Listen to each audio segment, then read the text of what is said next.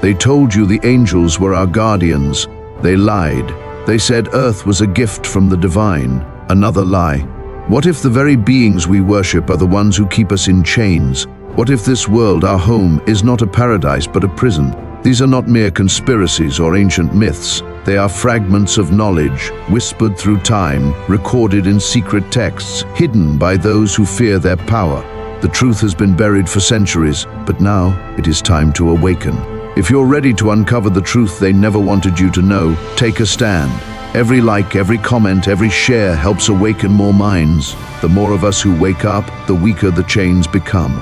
Subscribe now and turn on notifications so you never miss the next revelation. Are you ready to step beyond the veil? Then let's begin. The sky burned red as the sun sank beneath the horizon, casting long shadows upon the crumbling ruins of a world long forgotten. The air was thick with the scent of decay, an ancient whisper carried by the wind. Elias had wandered this wasteland for years, searching for answers hidden beneath layers of deception. Tonight he would find them. It began as a whisper in the dark, a name lost to time, spoken by voices that should not have known it. The gospel of truth, the hidden knowledge buried beneath the scriptures of men. They called it the reality of the rulers, a forbidden revelation that painted an entirely different picture of creation than the one Elias had been taught. Tonight, we pull back the curtain. We will explore the forbidden scriptures, decipher the messages left behind by the seekers of old, and reveal the ultimate deception of the Archons. Are you ready to break free? Now that we've uncovered the deception that has shaped our perception of reality, let's dive deeper into the hidden truths they never wanted us to know. We begin with the greatest lie of all. Those we call angels, the supposed guardians of light, may not be what they seem. The celestial beings humanity had long revered as angels, bearers of divine wisdom and protectors of the righteous, were in truth nothing more than impostors, archons, malevolent forces disguised in radiant light. Their luminous appearance was a deception, a mask concealing their insatiable hunger for dominion over the human soul. They did not guide mankind toward enlightenment. They ensnared them in illusion, keeping humanity blind to their own divine spark. Elias had once believed in their holiness. As a child, he gazed up at the stars, imagining benevolent forces watching over him, whispering silent prayers in the dark for guidance and protection. But those prayers had gone unanswered. Now, as he traced the forbidden words of the ancient text with trembling fingers, the truth struck him like lightning. These so-called angels had never been guardians. They were parasites, feeding off human suffering, sustaining themselves on ignorance and obedience. The Archons had crowned themselves as divine intermediaries, ensuring that no soul would ascend beyond their grasp.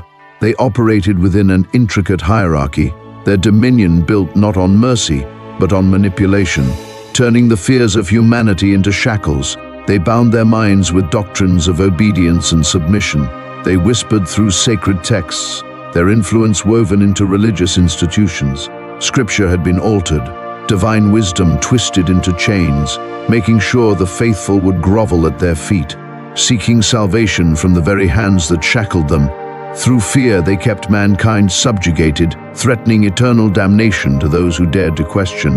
Through desire, they wove illusions of earthly pleasures and riches, distracting souls from their true purpose. They reveled in conflict, inciting wars, pitting nations against each other. For they fed on the blood spilled in battle, the cries of the wounded, the despair of the grieving.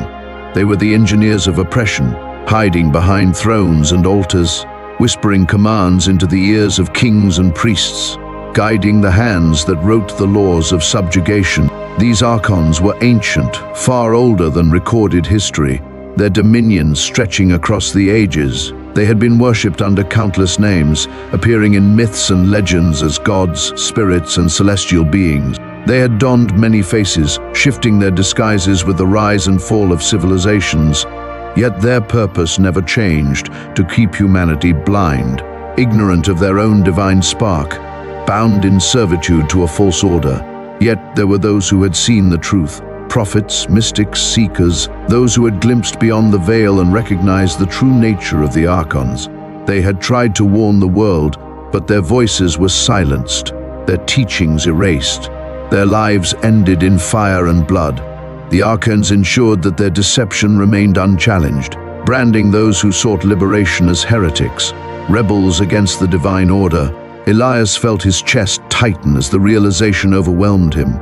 Humanity had been worshipping its captors, exalting its oppressors, praying for mercy from beings who thrived on their suffering. Every whispered prayer, every candle lit in devotion, every plea for divine intervention had been nothing more than fuel for the very entities that enslaved them. For the first time, Elias understood the depth of the deception. The Archons had not merely controlled humanity, they had shaped their very perception of existence. They had embedded their influence into the very core of human thought, ensuring that no one would ever seek the true God beyond the veil of illusion. But now, he saw them for what they truly were. The question remained, if the angels were not our saviors, then what was this world they ruled over? And then, the final deception became clear. Earth was never a paradise, it was never a gift, it was a prison. A carefully constructed illusion, a grand deception designed to keep humanity bound in ignorance and suffering. This world was not simply flawed, it was a labyrinth of control. A cycle of torment disguised as salvation. Every lifetime, every struggle, every fleeting hope, all part of the system meant to keep us from ever realizing the truth. The ancient texts revealed the prison's architects, Yaldabaoth and his Archons, rulers of deception who had shaped every aspect of human existence to ensure no soul could escape their dominion. Pain and suffering were not mere accidents of life, they were the very fabric of this world's design. From birth, every soul was shackled, trapped by physical needs, emotional turmoil, spiritual blindness, ensuring they never realized their true origin. Elias could now see the deception everywhere.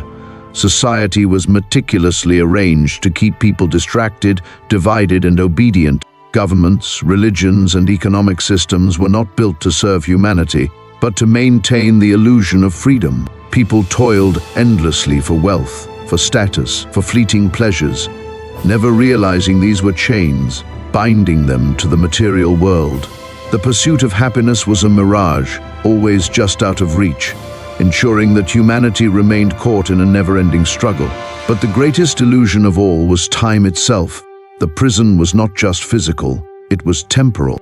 The cycle of birth and death ensured that souls remained trapped, reincarnating into new lives without memory, repeating the same mistakes, suffering anew, and never truly breaking free.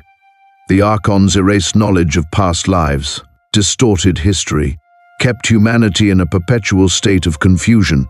Every lifetime was another sentence, another turn of the wheel, another opportunity for the rulers to feed on the energy of suffering. Religious institutions had long preached about hell as a place of punishment, but the deception was far greater. Earth itself was hell, yet few could see it. The suffering, the violence, the oppression, none of it was a divine test or a punishment for sin, but the natural state of a prison built by the false god. Even those who lived in privilege were merely favored prisoners, granted temporary comforts to maintain the illusion that happiness was attainable. Elias considered the despair that lingered in every human heart, the unshakable feeling that something was wrong, that life was meant to be more than this ceaseless cycle of toil and grief. That feeling was not a delusion, but a buried truth. Every moment of suffering, every loss, every injustice was the soul's memory of its captivity, crying out for freedom. Yet the rulers had ensured that such cries would go unanswered, drowning them beneath the noise of daily survival, religious guilt, the illusion of purpose in material achievements. But there was hope. The prison, though vast and insidious, was not without its flaws. Some had seen through the illusion and found the cracks in the Archon's deception.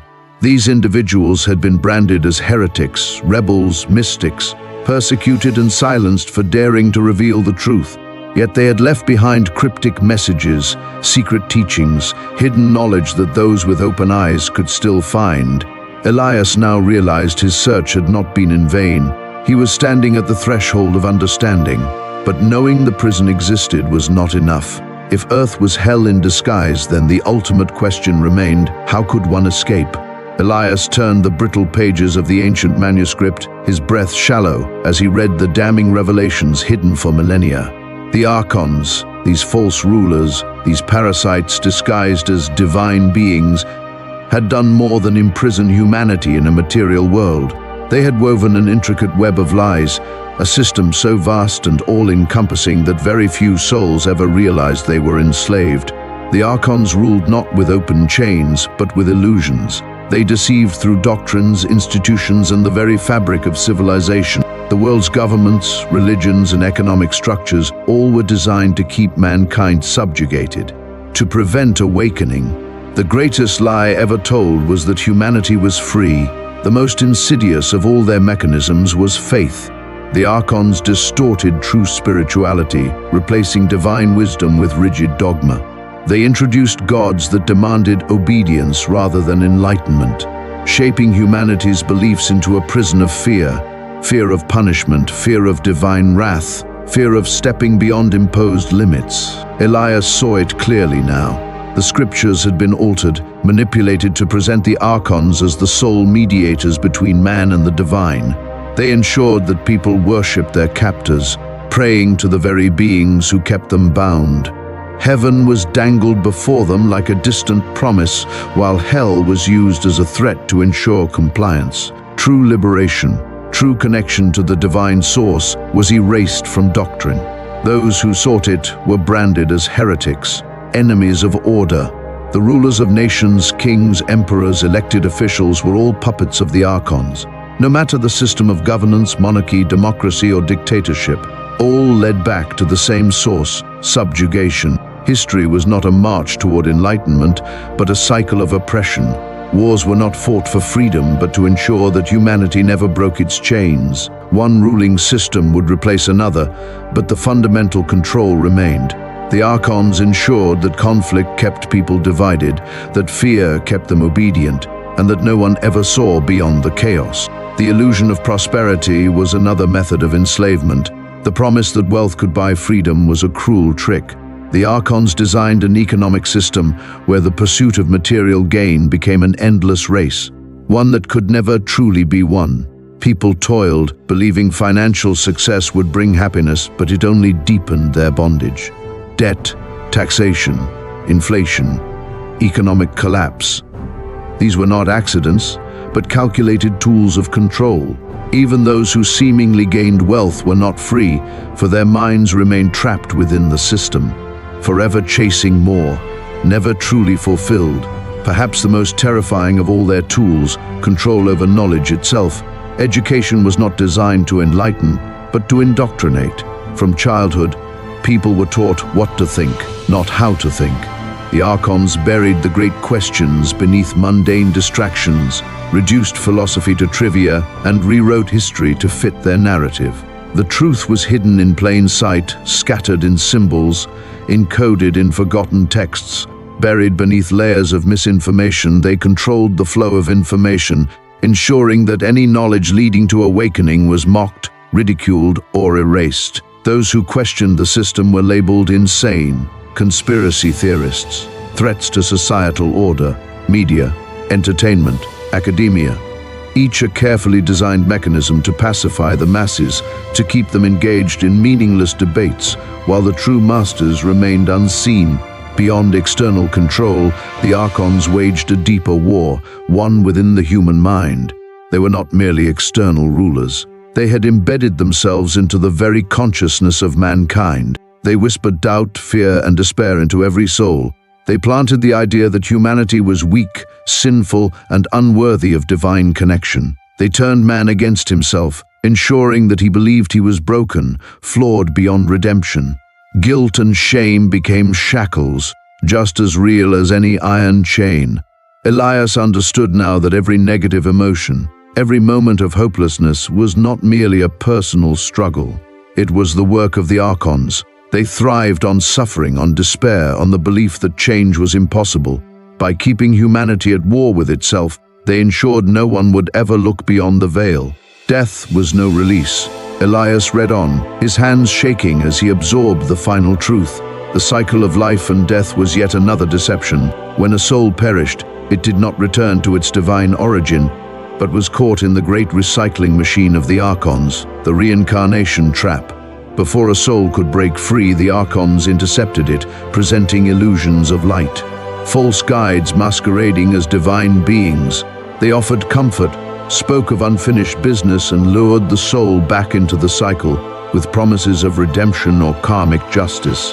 But in truth, they were resetting the chains, erasing memory, sending the soul back into the prison for yet another lifetime. This was why so few ever escaped. Even those who saw through the illusion of the material world found themselves caught in yet another trap. Elias felt the weight of this knowledge press upon him. He had uncovered the full scope of the deception, but now the true challenge remained. How does one escape from a prison so meticulously crafted that even death is a trap? The ancient texts hinted at an answer, buried in riddles and hidden wisdom. There was a way beyond the Archons, beyond the veil of deception, but it required true knowledge, absolute awareness, and unshakable will. He knew he was close. He could feel the presence of those who had walked this path before, those who had broken free. The Archons were watching. They had always been watching, and they would not let him go so easily. Elias turned the pages of the sacred texts with growing urgency, his heart pounding as he absorbed the knowledge hidden for centuries, the teachings of the Gnostics, long buried beneath layers of dogma and suppression, revealed a reality far different from what the world had been led to believe. They did not merely challenge religious structures, they exposed an entirely different cosmology, one where the Archons ruled as deceivers, and true salvation lay in awakening to hidden knowledge. The Gnosis. The Gnostic scriptures found in the Nag Hammadi library and other forbidden texts spoke of Sophia, divine wisdom, who in her yearning to create inadvertently brought forth Yaldabaoth, the false god. This malformed being, blind to the higher realms, proclaimed himself the sole deity and constructed the material world as a prison for souls. In his arrogance he declared, "I am God, and there is no other God before me," unaware that he was but a shadow of the true, unknowable source. Elias felt a shiver run down his spine. This false god was the very entity worshipped by millions, the one whom the Archons served, ensuring that humanity remained trapped in blind devotion to their captor. The Gnostics had long recognized this deception, branding Yaldabaoth as the Demiurge, the architect of illusion, the being who had fashioned a counterfeit reality to enslave divine sparks within flesh. Unlike traditional religions, which insisted that mankind was born in sin and required salvation through obedience and repentance, the Gnostic texts revealed a far greater truth. Humanity itself carried a fragment of the divine. The soul was not created by the Demiurge, but was a stolen ember from the realm of true divinity, imprisoned in material bodies as part of a cruel experiment of control. Elias read that this divine essence, the light within, was the greatest threat to the Archons. If a soul awakened to its true origin, it would no longer obey, no longer succumb to the illusions of fear, guilt, and servitude. The Archons had spent eons suppressing this knowledge, weaving a reality where humans identified with their mortal bodies rather than their boundless spirits. The Gnostics understood that awakening was the only way to break free, but awakening was the very thing the rulers of this world sought to prevent. Mainstream Christianity had been carefully reshaped by the Archons, turning its central figure, Christ, into a sacrificial savior, whose role was to demand obedience and suffering. But the Gnostics taught a different story. Christ had not come to die for sins, but to bring the knowledge that could break the chains of illusion. Elias trembled as he read the words from the Gospel of Thomas, "The kingdom is within you and it is outside of you. When you come to know yourselves, then you will be known, and you will realize that you are children of the living Father." This was no command to submit, it was a call to awaken. Christ had come as a messenger from the true divine realm, not to establish a religion, but to remind humanity of their hidden power. His crucifixion was not an act of atonement, but an attempt by the Archons to silence him, to bury the truth he had carried. The Gnostics had been persecuted, their writings destroyed, their teachings eradicated. They had seen through the veil and understood that true salvation was not found in worship, but in knowledge. The moment one truly knew, the Archons lost their hold. Elias realized that the struggle of mankind was not a simple battle between good and evil, as he had once believed. It was not a war of righteous men against sinners, nor a contest between believers and heretics. It was a cosmic war of knowledge against ignorance, of enslavement against liberation. The Archons thrived in the darkness of deception. Their power was built on ignorance. Every structure of the material world was designed to keep the divine spark buried beneath layers of illusion. They rewrote history, erased the truths of the past, and ensured that only false narratives remained. The wars, the famines, the suffering, these were all tools in their arsenal, keeping humanity bound to the cycle of birth and death. But there had always been those who saw through the illusion. The mystics, the seekers, the Gnostics. Each generation had produced those who questioned the reality they had been given. Some left behind cryptic messages, riddles woven into sacred texts, symbols hidden in art and architecture. Hints of the truth were everywhere, waiting for those with eyes to see. The Gnostics taught that breaking free required more than mere belief. It demanded gnosis, direct knowledge of the truth. This was not knowledge learned from books or sermons, but an inner awakening, an experience beyond words. The process was not easy. It required the stripping away of everything one had been taught, the destruction of the false self, and the rediscovery of the divine light within. Elias understood now why he had always felt something was missing, why the world had never felt quite right. That quiet unease was the soul's memory of something greater, a forgotten home beyond the reach of the Archons. To awaken was to remember. To remember was to escape. The journey would not be easy. The Archons would resist, just as they had resisted those before him. But Elias knew now that he could no longer remain in the illusion. He had seen the truth, and there was no turning back. The only question that remained was whether others would listen, and whether they too could break free from the chains of deception and reclaim their divine inheritance. Elias felt the weight of knowledge pressing upon him, like a great storm gathering on the horizon. The deception had been vast, stretching across the entirety of human history. The Archons had woven a reality so complete, so utterly convincing that the very thought of liberation seemed impossible. But now, Elias saw through the veil. Breaking free was not merely an act of defiance, it was the reclaiming of one's divine birthright. The first and most crucial step was awakening, not merely understanding on an intellectual level, but experiencing a radical shift in perception. All were designed to hold souls in bondage. To break free, one had to dismantle every false belief, to question everything taught since birth. Humanity had been conditioned to fear questioning, to see doubt as dangerous rather than enlightening. The Archons had implanted this fear so that no one would look beyond the surface. But true awakening came from seeking the hidden knowledge, the gnosis buried beneath the world's distractions. This was why the Gnostics had been persecuted, why their sacred texts had been destroyed, because they pointed to a path that led away from the Archon's dominion. To awaken was to remember. To remember was to reclaim one's sovereignty. Detachment from the material world was the second step. This did not mean abandoning life or forsaking one's responsibilities, but recognizing the transient nature of the world.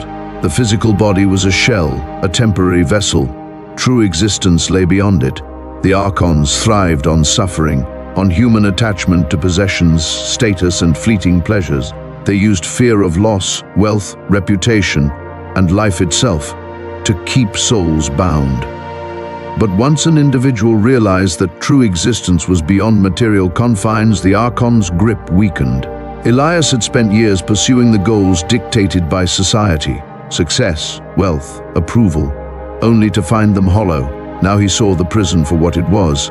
Freedom came not from fighting within the system, but from rising above it. The third step was to cultivate the divine spark within. The Gnostic texts spoke of an inner light, a fragment of the true source residing within every human being. This was what the Archons feared most. If enough souls remembered their true nature, their false kingdom would crumble.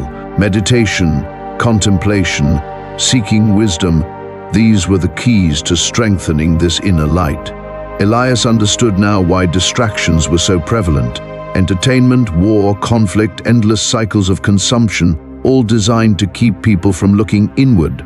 The Gnostics had taught that through deep self-awareness, one could sever the ties to the Archons' illusion. To find the light within was to recognize one's true origin and reject the false world imposed upon them. One of the most insidious traps was the cycle of birth, death, and rebirth. The Archons ensured that souls, upon death, would be drawn back into the cycle, their memories erased, their essence recycled into new bodies so that they could never escape.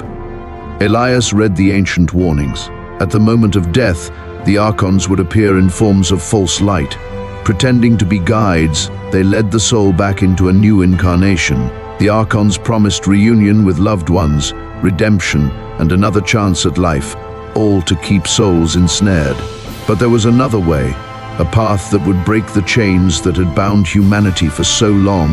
The awakened ones knew to resist. They knew to look past the illusions at the moment of passing. Instead of following the false guides, they turned toward the true light beyond the archonic realm, the eternal source outside this cosmic prison. Those who recognized the deception could break free from the reincarnation trap and return to the divine realm, leaving behind the illusions that had kept them in bondage. The path to freedom was not without resistance. The Archons did not willingly release those who sought to escape. They worked through systems of control, feeding on doubt, and using fear to manipulate the very essence of the human soul. Elias felt this resistance even now. The moment he glimpsed the truth, the world seemed to shift around him. The distractions grew louder and the fears more pressing. Breaking free would not be a passive act, but one requiring immense strength and clarity. It required an unshakable will and an unwavering commitment to truth. Throughout history, those who sought to reveal this knowledge had been met with persecution. The great mystics, the rebels, the seekers, many had fallen, silenced before they could spread the truth. The Archons had always feared the uprising of knowledge, but the time was coming when more souls would awaken. The illusion was cracking, and the sleepers were stirring, slowly but surely waking up to the reality that had long been hidden from them. True freedom was not in physical escape, but in transcending the illusion entirely. The Gnostics had spoken of this moment, the moment when the soul would fully remember its divine origin and could no longer be bound by the false world created by the Archons. It was not about fighting the system, but about seeing through it, realizing that none of it had any real power except what was given to it. Elias now understood. The truth had always been there, waiting for those with eyes to see and hearts to awaken. The battle was not waged with weapons, nor with protests or rebellions. It was fought in the mind, in the heart, and in the soul. It was fought in the act of awakening, in the refusal to play by the rules of a false world. Once a soul fully awakened, the Archons could do nothing. Elias closed the ancient book, feeling a fire ignite within him. He could no longer live in ignorance, and he would not submit to the false order that had controlled humanity for so long. The prison of earth, the dominion of the false rulers, would hold him no longer. He had seen the truth, and the truth had set him free. The Gnostic whispers had not died. Scattered across the earth were others who still carried the divine spark, those who had remembered. Their wisdom was hidden in symbols, encoded in forgotten scriptures, and speaking in fragments through history's ruins. Elias knew he could never return to his old life, for the path ahead was clear. There was no turning back. Elias had seen behind the veil, and the world before him would never look the same. His eyes had been opened to the truth that lay hidden from mankind for so long. The deception that had shaped everything would no longer hold power over him. He gathered the texts, feeling the weight of them in his hands, not just paper and ink, but keys to the hidden reality, the knowledge that had been buried for centuries, a path to awakening for himself and others. He would find the others. He would awaken them. He would remind them of who they truly were, the ones who could break free from the chains that had bound them. The time was near, and the world would soon know the truth. For the time was coming when the prison would crack and the sleepers would rise. The deception that had held humanity in captivity for so long would finally begin to crumble. The awakening would spread, unstoppable. And when that day came, the false gods would tremble. The world would no longer be under their control, and the truth would finally shine through. The lies that had kept humanity bound would no longer have power. But the Archons will not let go so easily, Elias thought. They will fight, they will deceive, they will do everything in their power to keep humanity asleep, to stop the awakening. Their power over mankind had lasted for so long, and they wouldn't give up without a fight. But the cracks have already formed, and once the first light of truth breaks through, the prison will collapse. The false gods will fall, their grip on humanity forever shattered, and the true power of the divine will rise. But this is not the end of the story. It is only the beginning. The deception is vast and the prison is real, but now you have seen the cracks in the illusion that has held you captive. The journey is only beginning. The question remains, what will you do with this knowledge? Will you turn away, dismiss it as mere myth, and return to the comfort of the lie? Or will you wake up and seek the truth, no matter the cost?